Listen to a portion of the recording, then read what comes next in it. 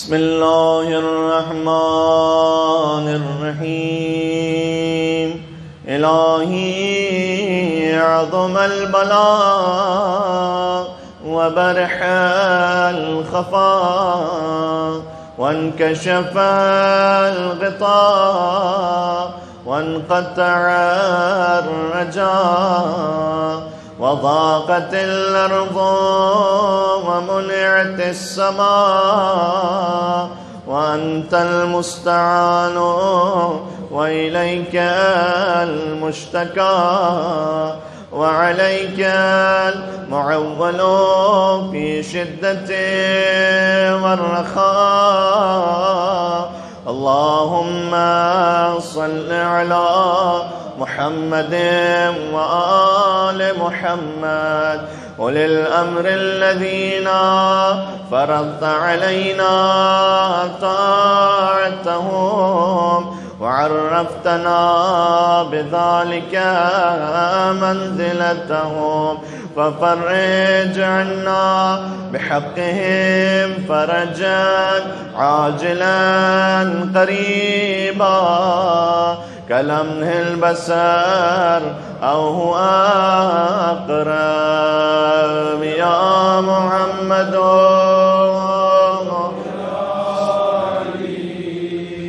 يا علي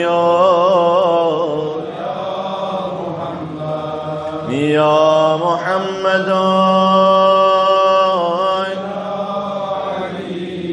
يا علي يا محمد اكفئاني فإنكما كافئان وانصراني فإنكما ناصران. يا مولانا يا صاحب الزمان يا مولانا يا صاحب الزمان الغاث الغاث الغاث أدركني الساعة العجل العجل العجل.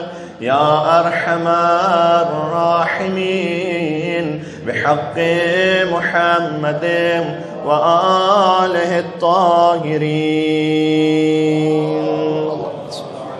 محمد وآل محمد. السلام عليك يا أبا عبد الله وعلى الأرواح التي حلت بفنائك.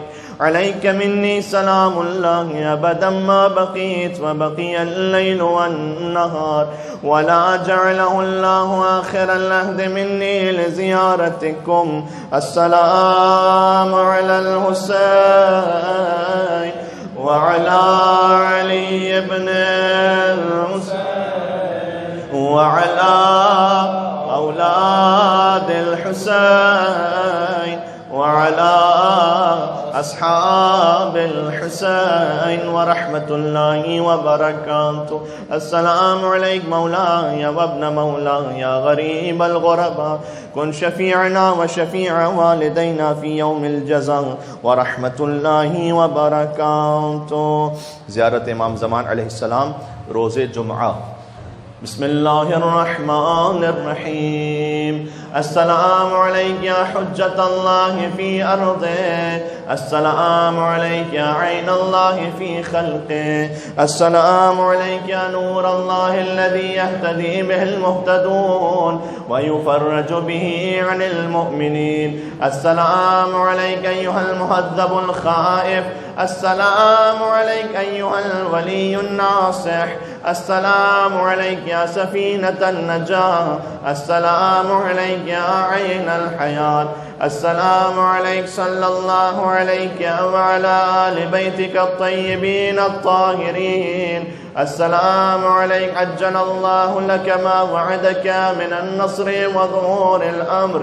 السلام عليك يا مولاي، أنا مولاك عارف بعلاك وأخراك، أتقرب إلى الله تعالى بك وبآل بيتك، وأنتظر ظهورك وظهور الحق على يديك، وأسأل الله أن يصلي على محمد وآل محمد، وأن يجعلني من المنتظرين لك والتابعين والناصرين لك على أعدائك، والمستشهدين بين يديك في جملة أوليائك. يا مولاي يا صاحب الزمان، صلوات الله عليك وعلى آل بيتك. هذا يوم الجمعة، وهو يومك المتوقع فيه ظهورك، والفرج فيه للمؤمنين على يديك، وقتل الكافرين بسيفك. وأنا يا مولاي فيه ضيفك وجارك، وأنت يا مولاي كريم من أولاد الكرام،